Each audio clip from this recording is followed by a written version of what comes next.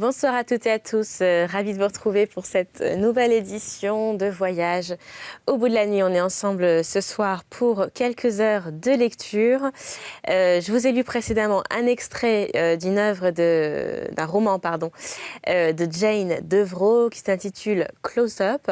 On va se diriger à présent vers un style complètement différent, enfin en tout cas plus classique, puisque je continue donc ce soir pour vous la lecture. Je commence plutôt pour vous la lecture de Pierre et Jean de Guy de Maupassant. Alors il s'agit pour ceux parmi vous qui prennent l'émission en cours. Je vous résume l'histoire. Donc il s'agit d'un couple de commerçants parisiens qui s'appelle Monsieur et Madame Roland, qui en fait décident de quitter Paris pour aller s'installer au Havre. Et ils ont donc deux fils, Pierre et Jean, d'où le titre, qui sont très différents l'un de l'autre et qui donc en plus ne s'entendent pas. Et en fait donc cette famille vit plus ou moins paisiblement jusqu'au jour où un coup de théâtre se produit, puisqu'on apprend qu'un vieil ami fortuné laisse toute sa fortune à Jean en mourant. Alors, pourquoi Jean et personne d'autre? C'est évidemment autour de cela que l'intrigue va se nouer. Et bien sûr, on retrouve des thèmes chers à Maupassant, avec vous verrez, une tragédie assez réaliste, concise, cruelle, et sous fond de paysages normands à perte de vue, avec son ciel gris, énigmatique, jamais figé, et source d'inspiration, comme on le sait, pour de nombreux adeptes du mouvement impressionniste. Voilà. Avant de continuer tout de suite pour vous la lecture, n'oubliez pas que l'on vous invite dès à présent à réagir avec le hashtag VBN de l'émission. Je commence tout de suite pour vous la lecture de Pierre et Jean, de Guy de Maupassant. Très belle nuit sur C8.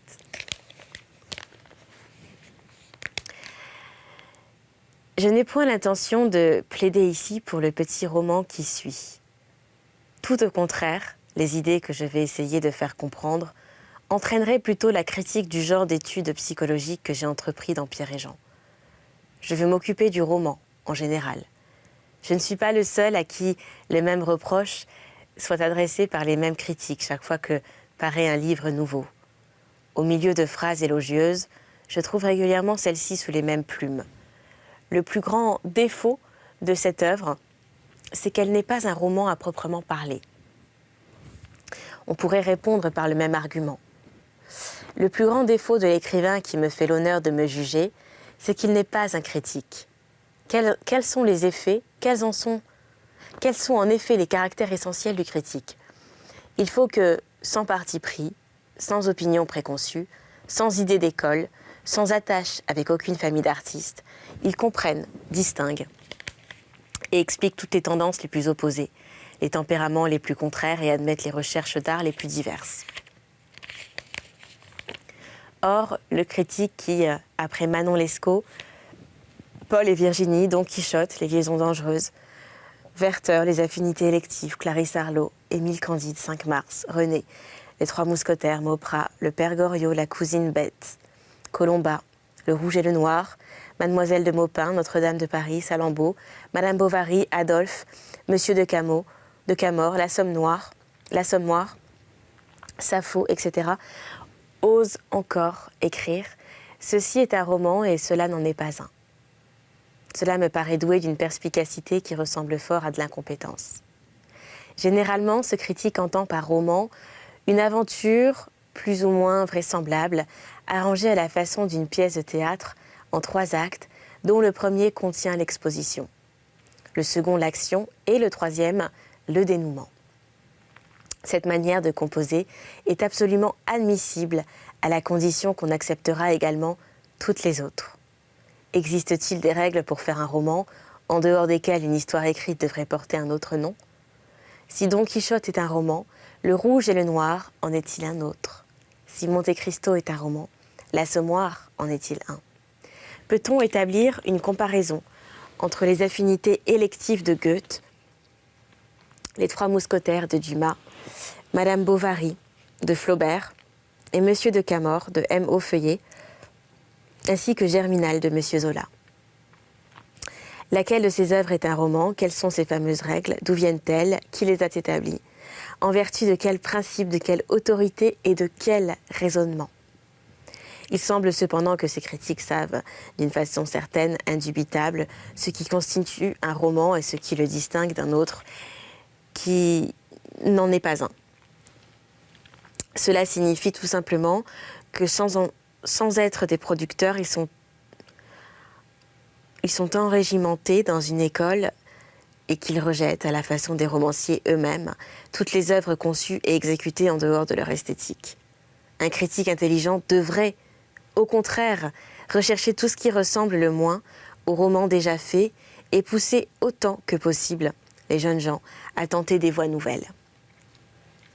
Tous les écrivains, Victor Hugo comme Monsieur Zola, ont réclamé avec persistance le droit absolu, le droit indiscutable de composer, c'est-à-dire d'imaginer ou d'observer suivant leur conception personnelle de l'art.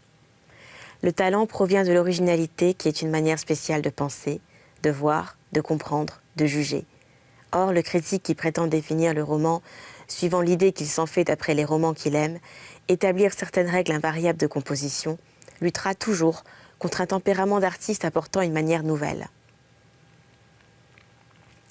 Un critique qui mériterait absolument ce nom ne devrait être qu'un analyste sans tendance, sans préférence, sans passion, et comme un expert en tableau, n'apprécier que la valeur artiste de l'objet d'art qu'on lui soumet. Sa compréhension, ouverte à tout, doit absorber assez complètement sa personnalité pour qu'il puisse découvrir et vanter les livres même qu'il n'aime pas comme homme et qu'il doit comprendre comme juge. Mais la plupart des critiques ne sont, en somme, que des lecteurs, d'où il résulte qu'ils nous gourmandent presque toujours à faux ou qu'ils nous complimentent sans réserve et sans mesure. Le lecteur, qui cherche uniquement dans un livre à satisfaire la tendance naturelle de son esprit,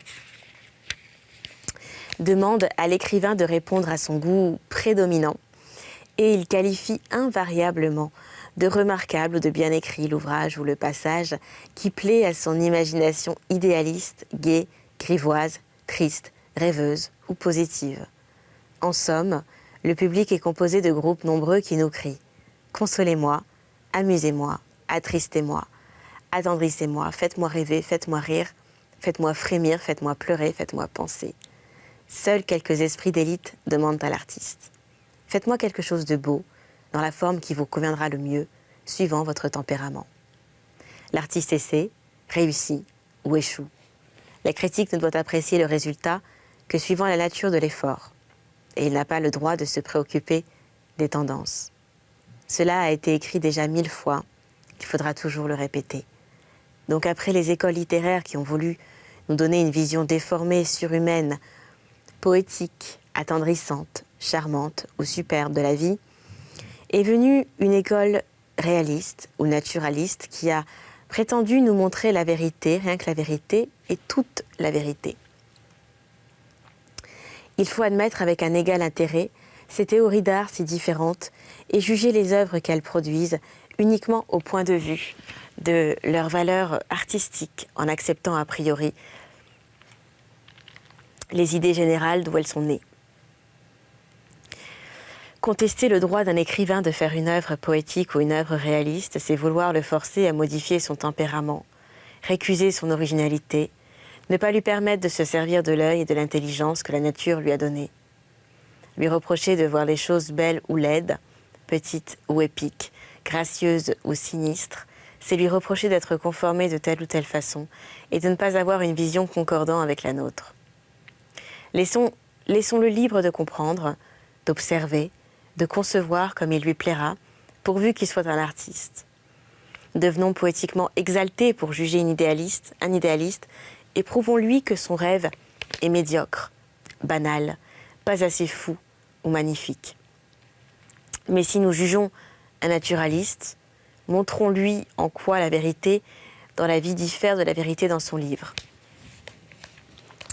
Il est évident que des écoles si différentes ont dû employer des procédés de composition absolument opposés. Le romancier qui transforme la vérité constante, brutale, déplaisante, pour en tirer une aventure exceptionnelle et séduisante, doit sans souci exagérer de la vraisemblance, manipuler les événements à son gré, les préparer, les arranger pour plaire au lecteur, l'émouvoir ou l'attendrir. Le plan de son roman n'est qu'une série de combinaisons ingénieuses conduisant avec adresse au dénouement. Les incidents sont disposés et gradués vers le point culminant et l'effet de la fin, qui est un événement capital et décisif, satisfaisant toutes les curiosités éveillées au début, mettant une barrière à l'intérêt et terminant si complètement l'histoire racontée qu'on ne désire plus savoir ce que deviendront le lendemain les personnages les plus attachants. Le romancier, au contraire, qui prétend nous donner une image exacte de la vie, doit éviter avec soin tout enchaînement d'événements qui paraîtraient exceptionnels. Son but n'est point de nous raconter une histoire, de nous amuser ou de nous attendrir, mais de nous forcer à penser, à comprendre le sens profond et caché des événements. À force d'avoir vu et médité, il regarde l'univers, les choses, les faits et les hommes d'une certaine façon qui lui est propre et qui résulte de l'ensemble de ses observations réfléchies. C'est cette vision personnelle du monde qu'il cherche à nous communiquer en la reproduisant. Pour nous émouvoir, comme il l'a été lui-même par le spectacle de la vie, il doit la reproduire devant nos yeux avec une scrupuleuse ressemblance. Il devra donc composer son œuvre d'une manière si adroite, si dissimulée, d'apparence si simple, qu'il soit impossible d'en apercevoir et d'en indiquer le plan et de découvrir ses intentions. Au lieu de machiner une aventure et de la dérouler de façon à la rendre intéressante jusqu'au dénouement, il prendra son ou ses personnages à une certaine période de leur existence et les conduira par des transitions naturelles jusqu'à la période suivante. Il montrera de cette façon tantôt comment les esprits se modifient sous l'influence des circonstances environnantes, tantôt comment se développent les sentiments et les passions, comment on s'aime, comment on se hait, comment on se combat dans tous les milieux sociaux, comment luttent les intérêts bourgeois, les intérêts d'argent, les intérêts de famille, les intérêts politiques. L'habileté de son plan ne consistera donc point dans l'émotion ou dans le charme, dans un début attachant ou dans une catastrophe émouvante, mais dans le groupement adroit de petits faits constants d'où se dégagera le sens définitif de l'œuvre.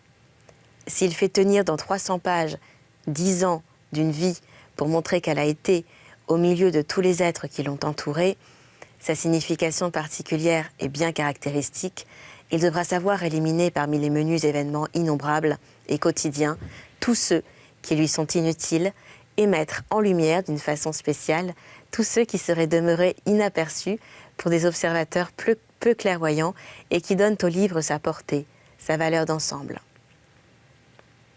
On comprend qu'une semblable manière de composer, si différente de l'ancien procédé visible à tous les yeux, déroute souvent les critiques et qu'ils ne découvrent pas tous les fils si minces, si secrets, presque invisibles, employés par certains artistes modernes à la place de la ficelle unique, qui avait non l'intrigue.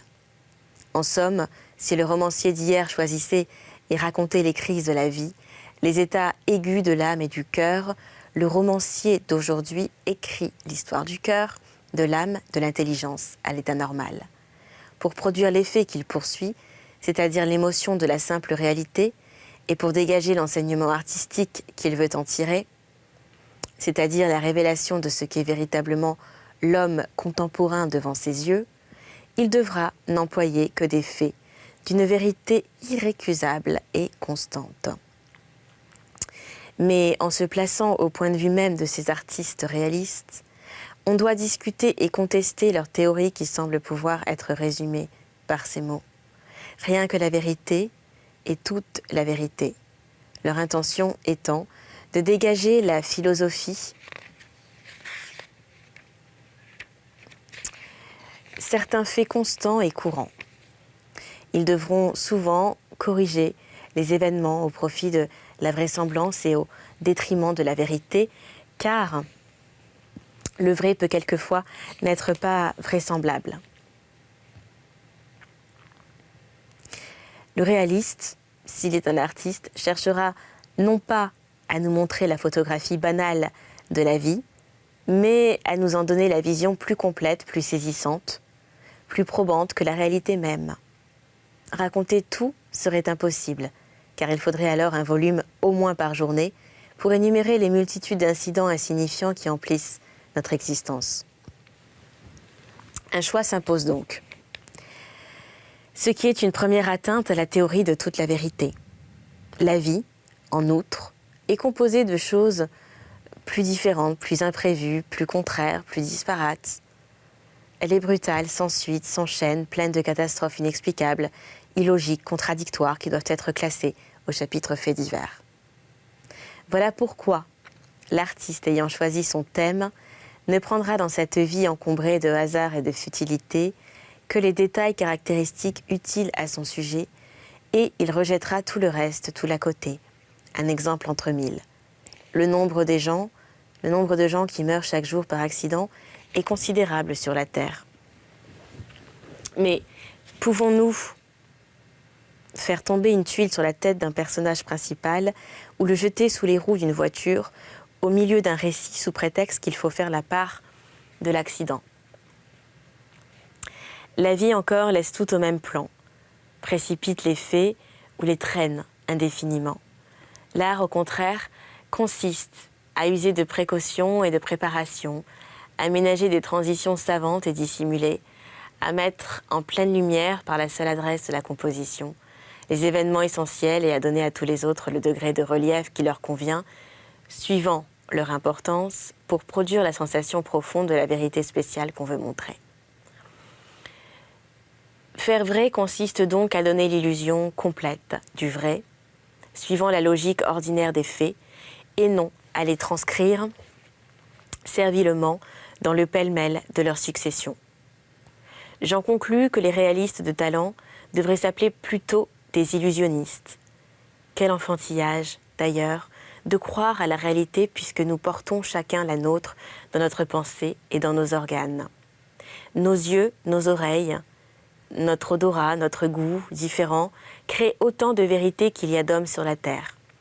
Et nos esprits qui reçoivent les instructions de ces organes, diversement impressionnés, comprennent, analysent et jugent comme si chacun de nous appartenait à une autre race. Chacun de nous se fait donc simplement une illusion du monde. Illusion poétique, sentimentale, joyeuse, mélancolique, sale ou lugubre, suivant sa nature. Et l'écrivain n'a d'autre mission que de reproduire fidèlement cette illusion avec tous les procédés d'art qu'il a appris et dont il peut disposer. Illusion du beau qui est une convention humaine, illusion du laid qui est une opinion changeante, illusion du vrai jamais immuable, illusion de l'ignoble qui attire tant d'êtres.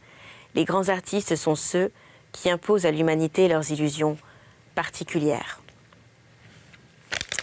Ne nous fâchons donc contre aucune théorie, puisque chacune d'elles est simplement l'expression généralisée d'un tempérament qui s'analyse. Il en est deux surtout qu'on a souvent discuté, en les opposant l'une à l'autre, au lieu de les admettre l'une et l'autre. Celle du roman d'analyse pure, celle du roman objectif. Les partisans de l'analyse demandent que l'écrivain s'attache à indiquer les moindres évolutions d'un esprit et tous les mobiles les plus secrets qui déterminent nos actions, en accordant au fait lui-même qu'une importance très secondaire. Il est le point d'arrivée, une simple borne, le prétexte du roman. Il faudrait donc, d'après eux, écrire ces œuvres précises et rêvées, où l'imagination se confond avec l'observation, à la manière d'un philosophe composant un livre de psychologie. Exposer les causes en les prenant aux origines les plus lointaines, dire tous les pourquoi de tous les vouloirs et discerner toutes les réactions de l'âme, agissant sous l'impulsion des intérêts, des passions ou des instincts. Les partisans de l'objectivité, quel vilain mot, prétendant au contraire, nous donner la représentation exacte de ce qui a lieu dans la vie, évitent avec soin toute explication compliquée, toute dissertation sur les motifs et se borne à faire passer sous nos yeux les personnages et les événements. Pour eux, la psychologie doit être cachée dans le livre comme elle est cachée en réalité sous les faits dans l'existence. Le roman conçu de cette manière y gagne de l'intérêt, du mouvement dans le récit, de la couleur, de la vie remuante.